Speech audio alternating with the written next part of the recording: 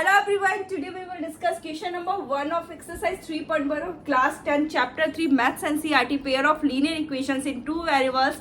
इसका जो first question है वो है form the pair of linear equation in the following problems and find their solution graphically. हमें यहाँ पे जो कुछ प्रॉब्लम्स है वो गिवन है। सबसे पहले हमें pair of linear equation form करनी है, देन हमें उनका सॉल्यूशन ग्राफिकली फाइंड करना है। तो देखो इसका फर्स्ट पार्ट है 10 students of class 10 took part in mathematics quiz. एक मैथमेटिक्स क्विज में क्लास 10 के 10 स्टूडेंट्स ने पार्ट लिया है, ठीक है। If the number of girls is 4 more than the number of boys, तो गर्ल्स का जो नंबर है वो बॉयज से 4 ज्यादा है। इट मीन्स जो गर्ल्स है वो बॉयज से 4 ज्यादा है, ठीक है। Find the number of boys and girls who took part in the quiz. हमें नंबर ऑफ बॉयज और गर्ल्स फाइंड करनी है जिसने इस क्विज में पार्टिसिपेट किया है। तो देखो जो हमें फाइंड करनी होती है उसे ही हम क्या करते हैं, अज्यूम करके चलते हैं। Let the number of boys be X, boys का नंबर क्या है एक्स है। Let the number of girls be Y. अब हमें क्या करना है, pair of linear equation form करनी है। तो देखो यहाँ पे आप फर्स्ट लाइन पे आइए। 10 students of class 10 took part in mathematics quiz. Class 10 के 10 स्टूडेंट्स ने मैथमेटिक्स क्विज में पार्टिसिपेट किया है। इसका मतलब क्या हो गया, ठीक है, x plus Y that is equal to क्या हो जाएगा 10 हो जाएगा, ठीक है। गर्ल्स और बॉयज दोनों को मिलाकर कितने हैं यहाँ पे 10 स्टूडेंट्स है। तो फर्स्ट इक्वेशन क्या फॉर्म हुई है, x plus Y that is equal to 10।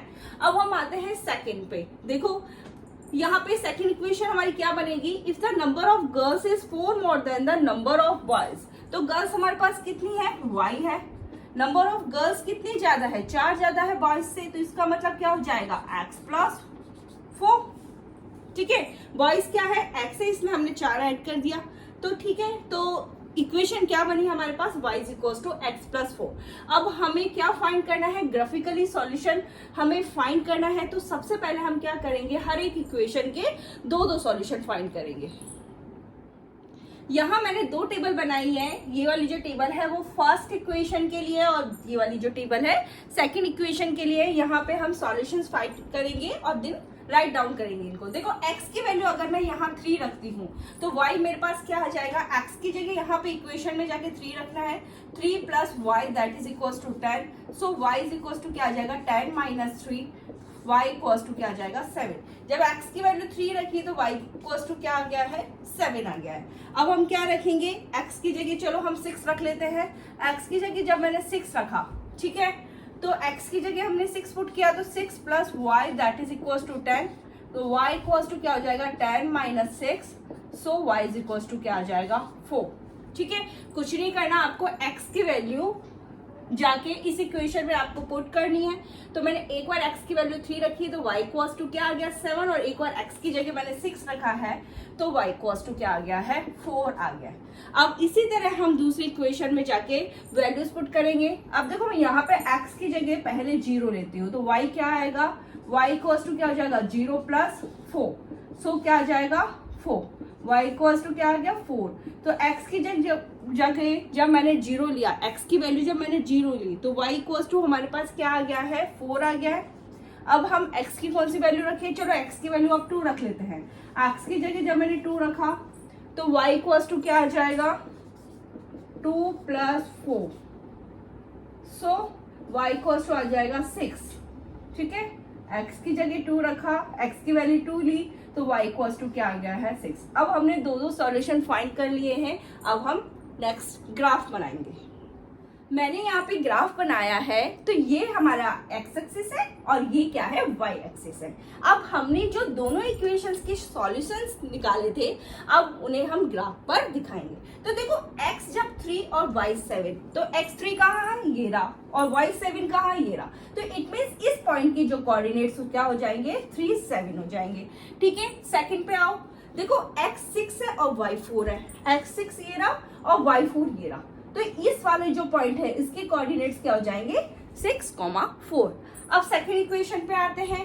x जब 0 है और y क्या है 4 है। तो सबसे पहले देखो यहाँ पे जो फर्स्ट इक्वेशन है हमने इनके जो पॉइंट्स है उसको मैंने एक लाइन से मिला दिया, ठीक है। अब देखो यहाँ x क्या है 0 है और y क्या है 4 है। x कहाँ है 0 और y कहाँ है 4 है।